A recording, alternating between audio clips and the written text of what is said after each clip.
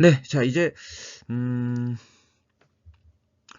디자인에 대한 어떤 총칙적인 내용은 저번 시간에 말씀을 드렸고요. 거기서 우리 디자인의 성립 요건까지 개괄적으로 말씀드렸어요. 자 인제 요번 시간에는 성립 요건인데요. 그러니까 디자인이 돼야 되잖아요. 그래서 디자인에 인제 우리 정의 규정에서 성립 요건 4 가지를 뽑았잖아요. 그게 뭐였죠? 물형시심이죠. 그죠? 네. 물형시심. 자 그래서 요렇게 되죠. 한번 써 볼까요? 아이고. 물품성,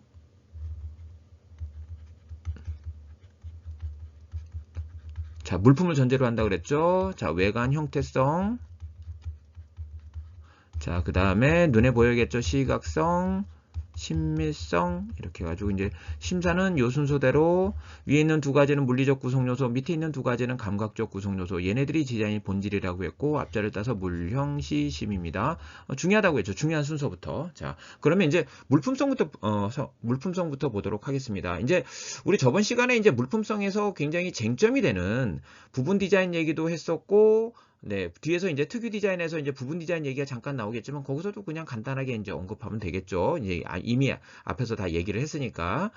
그리고 이제 글자체 디자인도 이제 얘기를 했었고, 그 다음에 상당히 실무적으로 중요한 우리 이제 온라인 디자인, 네, 그래서 글자체 디자인, 화면 디자인, 화상 디자인에 관한 내용을 사실 물품성에 관한 중요한 쟁점들은 많이 얘기했어요. 그러면 이제 물품성이 아주 특별한 주제. 그래서 법에까지 그게 물품의 범위를 확대하면서 집어넣었던 내용은 저번 시간에 얘기를 했는데 이번엔 보편적인 물품성에 대한 얘기를 좀 해보도록 하겠습니다. 자, 우리 이제 물품을 우리 디자인 보법에서 이렇게 정의합니다. 물품이란 게 뭐냐 도대체? 자, 독립성이 있는 구체적인 물품으로서 유체 동산 이렇게 정의합니다.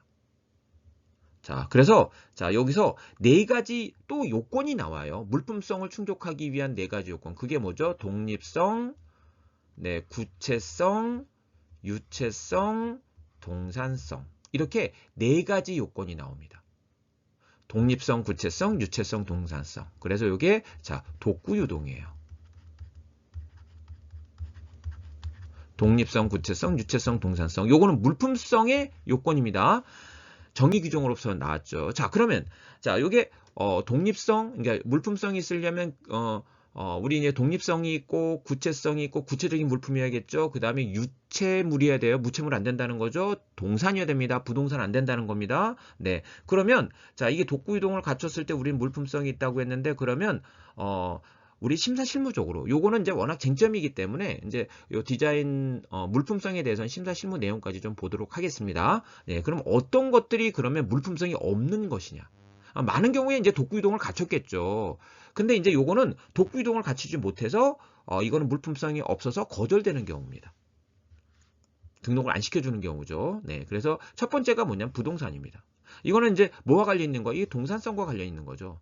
예, 동산이라고 하는 것은 움직일 동자잖아. 움직이는 재산을 얘기하는 건데 부동산은 안 움직이는 재산을 얘기하는 거죠. 그죠? 네. 그래서 부동산은 동산이 아니기 때문에 우리 디자인 보호법상 보호되지 않습니다. 그래서 여러분들 뭐 건축물 같은 거 있잖아요. 아파트 이런 거. 이런 것들은 우리 디자인 보호법상 보호 대상이 아니에요.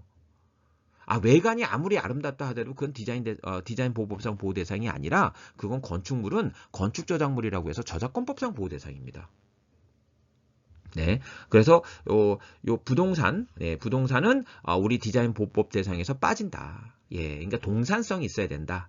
라는 거죠. 우리가 이제 일반적으로 알고 있는 그 물품이어야 된다라는 거죠. 제품 이런 것들을 여기에 이제 적용시킬 수 있겠고요. 자, 그런데 부동산이라 하더라도 보통 이제 이게 그 고정시켜서 사용되는 경우인 거죠. 그렇다 하더라도 요게 요런 특성이 있으면 요거는 우리는 물품으로 인정하겠다라는 겁니다. 네. 그래서 이제 일반법에서 이거 부동산으로 분류한다 하더라도 이것이 다량 생산이 될 수 있고, 네.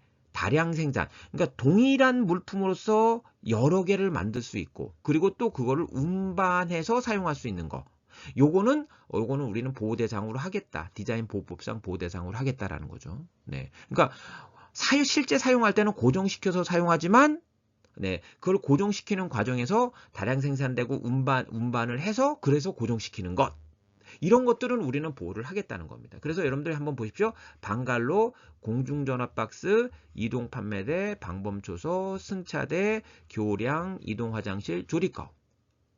네. 이런 것들은 다량 생산이 될 수 있고 운반이 가능한 것들로서 보호 대상이 된다는 거예요. 그러니까 자, 요게 이제 이동 가옥입니다. 이동 가옥 보호됩니까? 이거 보호된다는 거예요.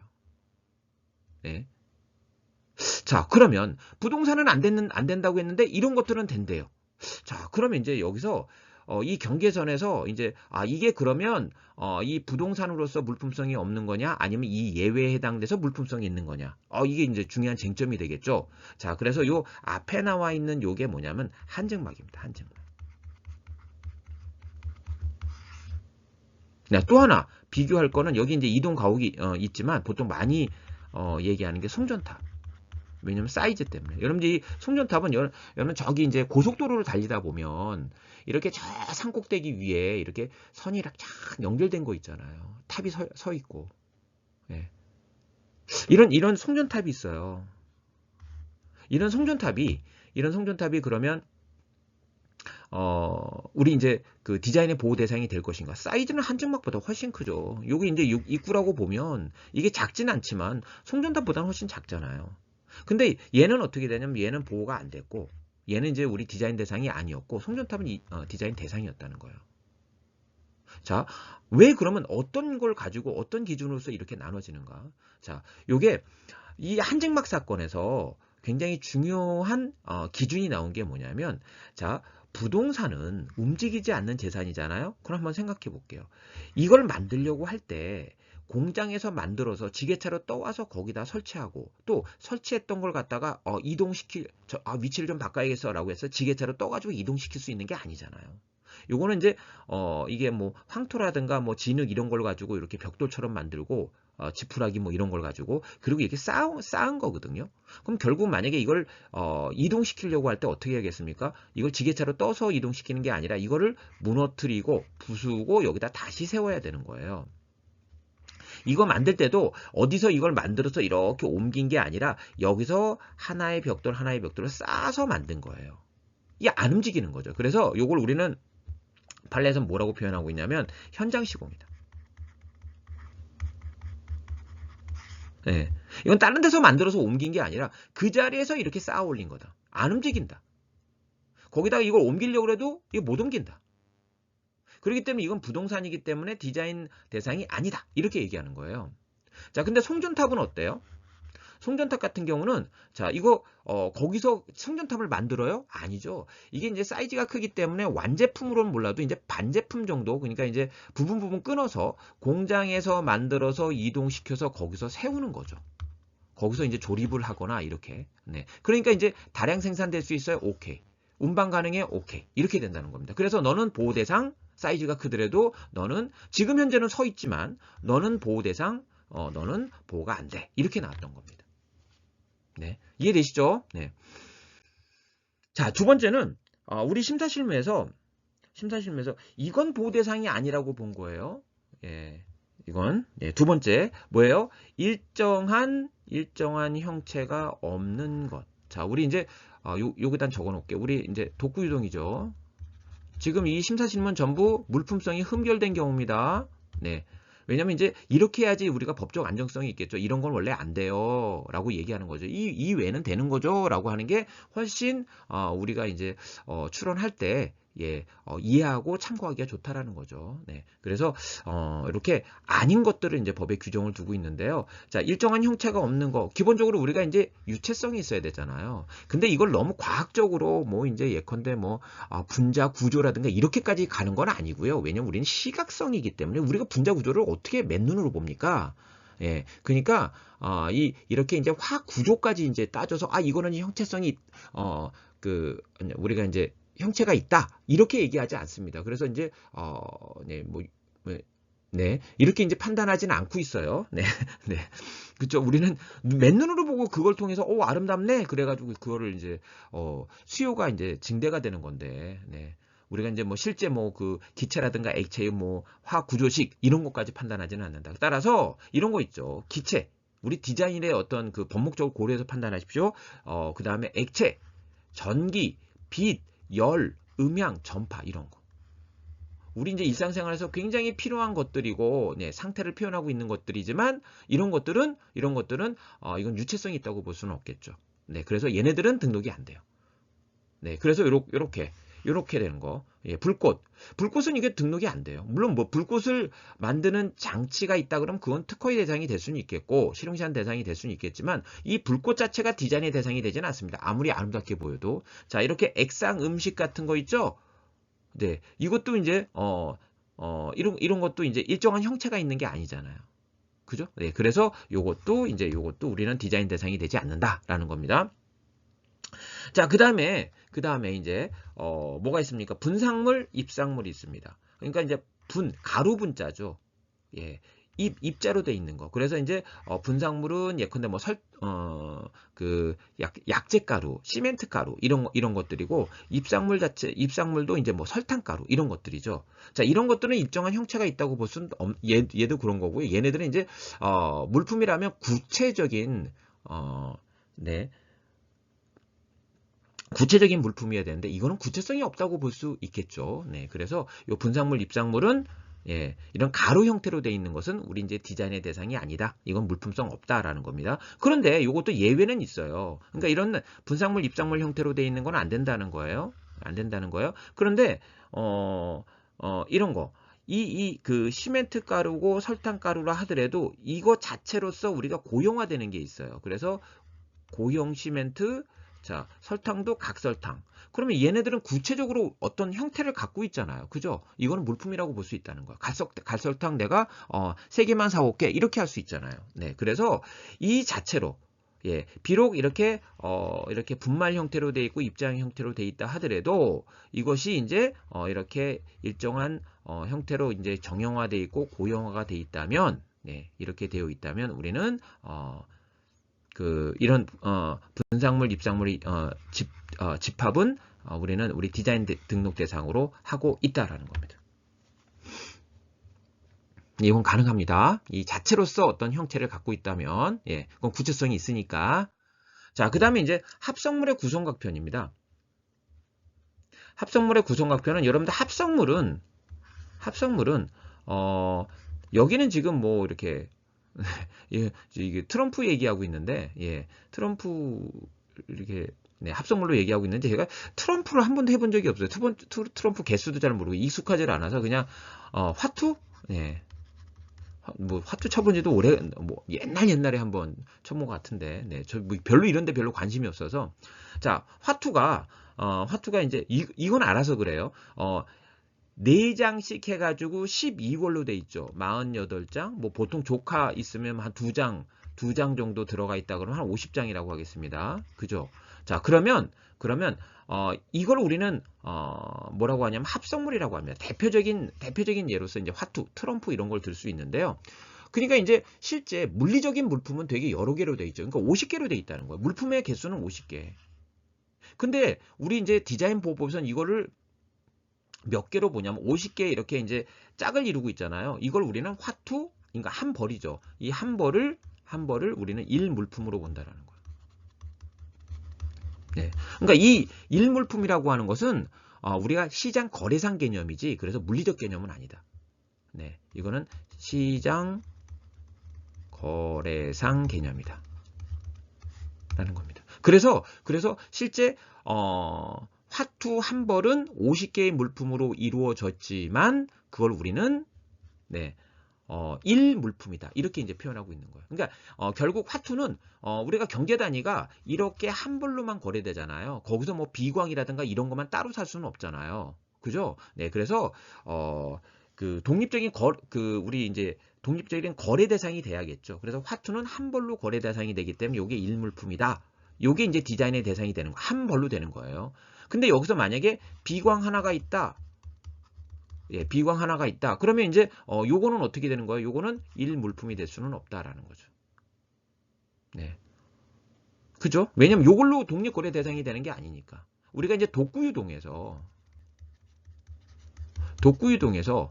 독립성이 있어야 되잖아요. 독립거래 대상이 돼야 되거든요. 근데 이거는 비광 하나는 독립거래 대상이 안 된다는 거죠. 예, 그래서 합성물은 보호 대상이 되는데 합성물의 구성각편, 그러니까 구성각편은 합성물을 구성하고 있는 각각의 조각입니다. 그러니까 비광 생각하시면 돼요. 여기서 이제 심사실무 얘도 어떻게 돼 있어요? 이게 한 벌로 거래되는 거지. 물품성이 인정되는 합성물은 이렇게 한 벌을 얘기하는 거지. 그 중에 몇 개만 가지고 우리는 요거를 디자인 대상으로 하지는 않는다. 이런 얘기죠. 예. 이해되시죠? 자, 그 다음에 이제 또 이제 물품성이 없는 게 뭐가 있냐면, 자, 독립하여 거래 대상이 될 수 없는 물품의 부분입니다. 부분.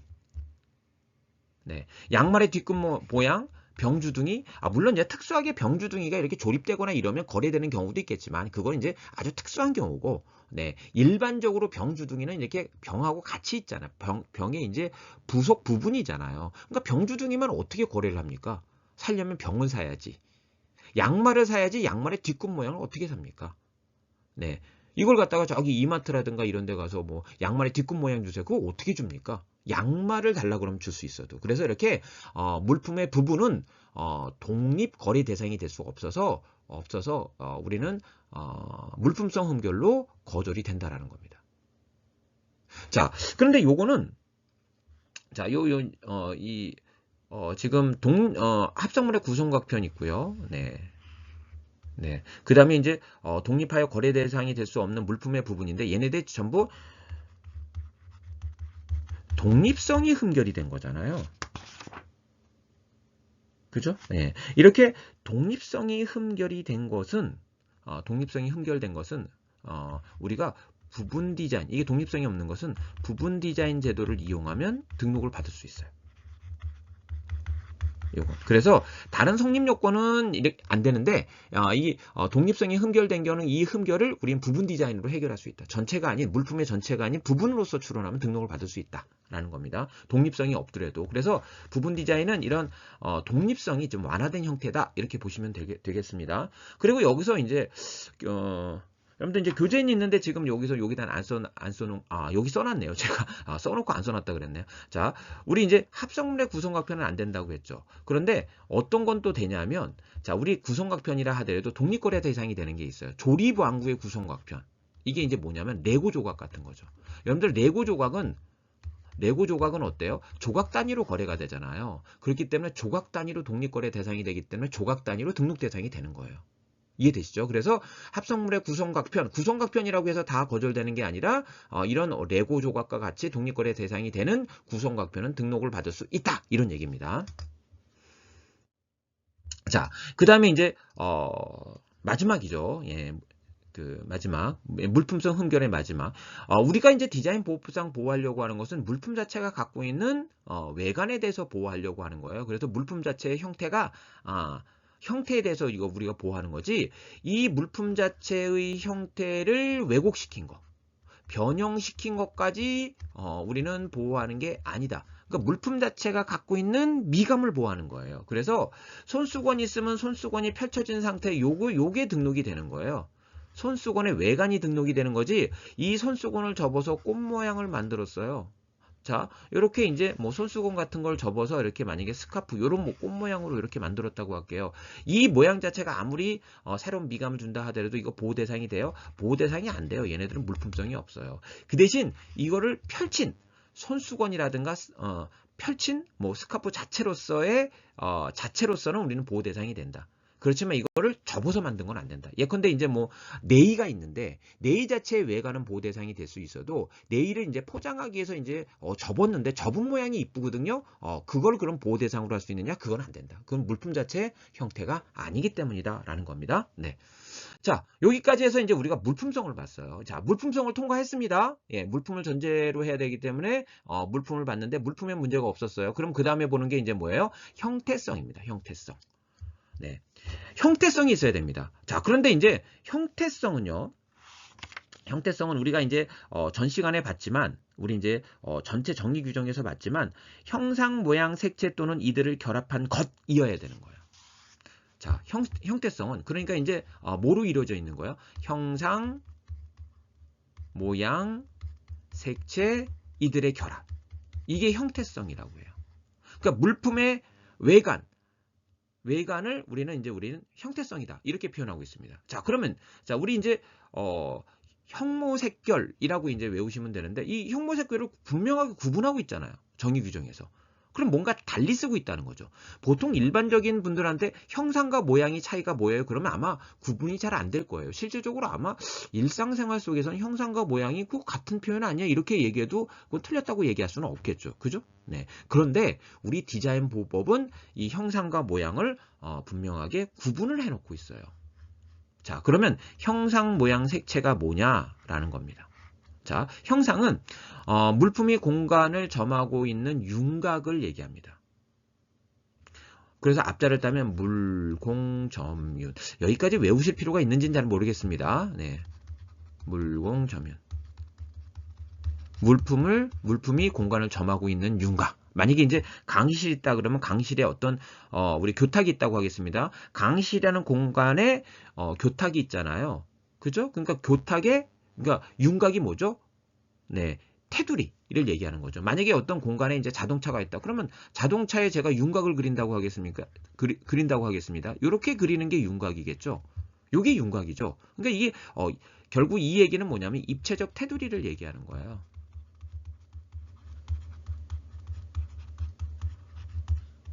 네. 요게 형상입니다.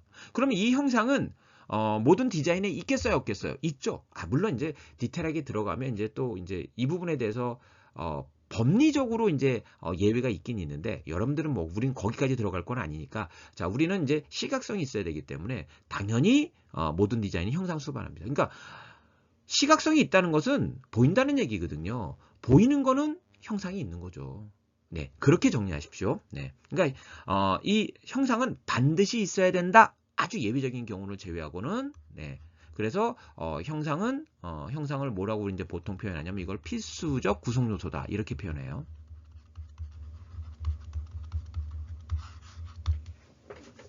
반드시 있어야 된다는 거예요. 자, 그러면 이제 모양은 뭐냐? 그러면 모양은 이렇게 돼 있습니다. 물품의 외관에 나타나는 선도, 색 구분, 색 그림 등을 말한다. 자, 일단은 먼저 두 문자로 외우겠습니다. 자, 선도, 색 구분, 색 그림 등을 얘기하는데 요거 제가 두 문자 딸 거 선구림. 자, 여러분들 저기 그 바닷가 이런 데 가면 네, 우리가 이제 뭘 발라야 돼요? 반드시 선크림 발라야죠. 아니면 다 타니까 피부가. 그죠? 선크림이다. 네. 자, 그러면 이제 선도는 뭐냐? 선도는 선으로 그린 도형이다. 만약에 제가 이 자동차 외관에 이렇게 그려놨어요. 안에다가 별을 그려놨어요. 그럼 이걸 뭐라고 해요? 이거를 별을 선도다. 이렇게 이제 우리는 표현한다라는 겁니다. 자, 그럼 색크림은 뭐냐? 색크림은 네. 한번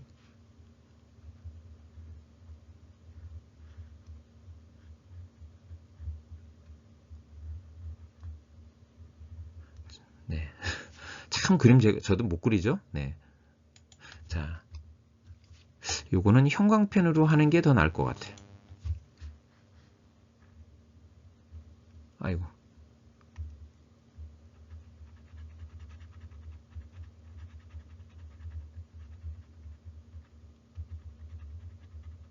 이렇게 칠했다고 할게요. 빨간색을. 네. 또 자, 그 다음에 이쪽은 파란색 계열을 칠했다고 할게요. 그러니까 자동차 안쪽이에요. 안쪽. 테두리 안쪽. 이 테두리 안쪽을 이렇게 빨간색과 파란색을 칠했어요. 그죠? 요걸 우리는 뭐라고 하냐면 색 구분이다. 색으로 구분했다라는 거예요. 네. 그럼 요것도 뭐다? 요것도 모양이다. 색크림은 뭐냐? 네. 색크림은 색이 자연스럽게 넘어가도록 하는 거야. 이제 이건 표현하기 좀 어려워서 완전한 빨간색으로 시작했다가 빨간색이 옅어지면서 파란색 빛이 나오더니 이제 완전한 파란색으로 넘어가게 하는 거. 요걸 우리는 색크림이다 이렇게 이제 표현하고 있습니다. 요거 색크림이다. 네. 아까 색 구분은 이렇게 분명히 구분한 거. 이것도 뭐다? 이것도 모양이다. 이것도 모양이다. 선도는 당연히 모양이고 선도뿐만 아니라 색구림도 색구분, 색그림도 이제 우리는 모양이다라는 겁니다. 네. 이해되시죠? 그러니까 형상은 겉테두리, 모양은 그 안쪽. 이렇게 생각하시면 되겠습니다. 분명히 구분하고 있습니다. 네.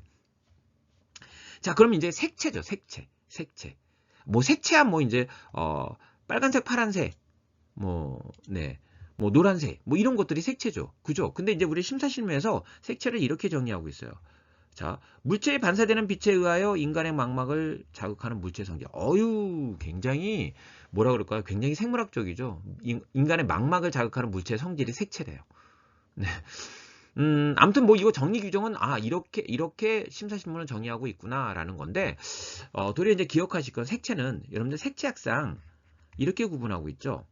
네. 유채색이 있고 유채색은 뭐죠? 유채색은 빨간색, 파란색, 노란색 해가지고 이게 색상, 명도, 채도가 다 있는 게 이제 유채색이겠고요. 그 다음에 이제 뭐가 있습니까? 무채색이 있겠죠. 무채색은 명도만 있는, 네, 흑색, 흰색, 회색. 이게 이제 무채색입니다. 네, 이 둘의 차이점은 뭐냐면 디자인 법상 이게 구분해야 되는 것은 이 유채색은 중간색이 있어요. 중간색이 있는 게 유채색이에요. 그래서 빨간색도 다양한 빨간색이 있고요. 무채색 같은 경우도 어떻게 됩니까? 무채색 같은 경우 중간색이 없죠. 예, 중간색이 없어요. 그래서 요거 자 표현하긴 좀 그런데 이제 한번 여기서 제가 선택할 수 있는 거 더 선택할 수 있지만 크게 이런 파란색 계열도 있겠고 또 이런 파란색 계열도 있겠고 여기서 이제 제가 바로 선택할 수 있는 게 이런 파란색 계열도 있을 거거든요. 이렇게 다양한 중간색들이 있다라는 거예요. 이게 유채색입니다. 그렇기 때문에 유채색은 채색을 안 하면 미감을 느끼기가 어렵죠. 왜냐면 다양한 중간색이 있기 때문에. 근데 이제 무채색은 어차피 뭐 이제 색이 하나니까 네. 중간색이 없으니까. 그러니까 이제 꼭 무채색은 채색을 해야 될 필요는 없고요. 예, 우리 디자인 설명란에 우리 이제 기재 사항에 대해서 우리가 뒤에서 얘기할 거니까 디자인 설명란에 무슨 색이다라는 것만 밝혀줘도 된다. 예, 요거의 차이가 있다라는 거예요. 색채학상은 이렇게 이제 두 가지 유채색과 무채색으로 구분하고 있는데요. 또 이게 뭐냐면 외관으로 드러나 있는데 형상이 아니고 모양이 아닌 거. 그럼 나머지는 이제 색채잖아요. 그래서 이게 투명한 거 있죠. 요것도 이제 우리 디자인 보호법에서는 투명색 해가지고 색채로 구분합니다. 왜? 모양은 아니니까. 또 형상은 더더욱 아니니까. 또 일반적인 금속색도 그냥 색채로 구분합니다. 그러니까 색채학상에는 없는 색인데 우리 디자인 보호법에서는 마땅히 다른 데 넣기가 어려우니까 이걸 우리는 색채다라고 해서 투명색, 금속색도 포함시켜 놓고 있습니다. 네. 그리고 이제 이 그 모양과 색채는요. 네. 요 형상은 반드시 있어야 되지만 모양과 색채는 꼭 있어야 되는 건 아닙니다. 그래서 얘네들은 임의적 구성 요소가 돼요. 꼭 있어야 되는 건 아니다. 그래서 어떤 것만 있을 수 있다? 형상만 있을 수 있다. 그걸 우리는 형상만의 디자인이다. 이렇게 이제 표현하고 있습니다. 네. 그러니까 모양 색채는 꼭 있어야 되는 건 아니에요. 네. 형상은 있어야겠고요. 자, 그다음에 이제 시각성입니다. 자, 시각성은 눈에 보여야죠. 그죠? 근데 이제 눈에 보이는 게 육안으로 보여야 돼요. 만약에 현미경을 가지고 보거나 그러면 그거는 우리는 미감을 느끼는 게 아니죠. 왜냐면 우리가 수요 증대를 통한 산업 발전인데 누가 현미경을 가지고 다니면서 그걸 보겠습니까? 네. 그래서 이거는 육안으로 식별할 수 있어야지 시각성이 있는 거다. 그러면 심사실무에서 시각성이 없는 것을 예시를 하고 있어요. 그게 이제 뭐냐면 이렇게 돼 있죠. 시각 이외의 감각을 주로 하여 파악되는 거. 뭐가 있겠습니까? 소리, 뭐 냄새, 그죠? 이런 것들은 시각성이 없겠죠. 예. 그 다음에 자 시각성이 있으려면 분상물, 입상물 같이 형태가 판별되기 어려운 것이 아니어야겠죠. 분상물, 입상물도 시각성이 없는 거죠. 그죠? 네. 그러니까 결국 분상물, 입상물은 시각성도 없고 물품성도 없는 겁니다. 자, 그리고 이제 시각성이 있으려면 딱 봤을 때 외부에서 볼 수 있어야겠죠. 이걸 보려면 그 외관을 보려면 분해하거나 파괴해야지만 볼 수 있어요. 이런 것은 시각성이 있다고 볼 수 없는 거죠. 그죠? 네. 자, 바로 이제 위에 있는 요건데 이제 판례입니다. 판례. 요게 이제 뭐냐면 조명기구 틀입니다. 근데 이 조명기구 틀은 이렇게 해서 추론을 했는데요. 실제 이거를 우리가 볼 수 있느냐? 우리가 이제 그 볼 수 있다. 육안으로 식별할 수 있다는 것은 자, 두 가지 경우로 나누어서 이제 판단을 하는데 두 가지 경우에 이제 경우로 나눠서 판단하는데 하나는 뭐냐면 거래할 때 보이느냐, 또 두 번째 사용할 때 보이느냐. 둘 다 보인다면 시각성이 있는 거고요. 거래할 때는 안 보인다 하더라도 최소한 사용할 때 보인다면 요건 시각성이 있어요. 이런 거예요. 그러니까 시각성은 꼭 이렇게 거래시나 사용시에 다 눈으로 보여야 되는 건 아닙니다. 네. 사용시에만 보여도 이거는 시각성을 인정해요. 근데 이거는 지금 어떤 상태냐면 외피, 겉부분을 이거를 파괴하거나 이게 벗겨내야지 이렇게 틀이 보이는 거예요. 예. 그럼 시각성이 있어요, 없어요? 사용할 때 누가 이걸 벗겨서 사용합니까? 거래할 때 안 보이죠? 사용할 때 보여요? 이거 벗겨서 사용하지 않아요. 외피가 있는 상태에서 사용한다는 거죠. 그러니까 이제 이거는 시각성이 거래 시에도 없고 사용 시에도 없기 때문에 시각성이 없는 거예요. 이해되시죠? 네. 네. 근데 이제 여기 다만 이하에 나오는 게 이런 거예요.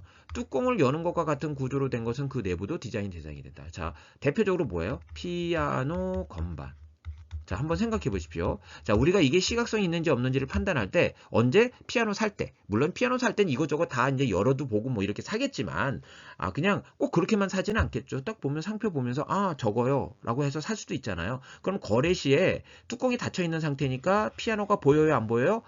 안 보여요. 피아노가 아니죠. 피아노 건반이 안 보여요. 그죠? 그럼 이거 시각성이 없겠네요? 아니요. 우리가 실제 피아노를 연주하려면 어떻게 됩니까? 그 뚜껑을 열어야지 연주할 수 있겠죠. 그럼 사용할 때는 그러면 건반의 외관이 보입니까? 보이죠. 그러니까 이제 이 피아노 건반은 어디에 해당하는 거예요? 거래 시에는 안 보이지만 최소한 사용 시에는 보이기 때문에 시각성이 있다. 이건 시각성이 있다. 이렇게 얘기하는 거예요.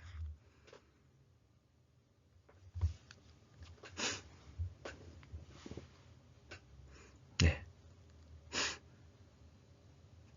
자, 됐습니다. 이제 마지막 물형시심의 신미성입니다. 신미성은 자, 우리가 미감을 일으키게 하는 것이라는 정의 규정에서 나온 것이고요. 자, 이렇게 심사실문은 이게 미감을 일으킨다는 게 뭐냐라고 해서 미적 처리가 미감을 일으키게 하는 거니까 미적 처리가 되어 있는 것. 약간 이제 공업적인 냄새가 나죠. 이제 그런 우리 학설 같은 거 얘기는 하지 않겠습니다. 견해 같은 건 얘기하지는 않겠고 아무튼 이렇게 이제 얘기하고 있고요. 그래서 미를 느끼게 처리되어 있어야지 우리 신미성이 있다라는 겁니다. 자, 그런데 여러분들 저기 신미성을 판단하기 쉬워요.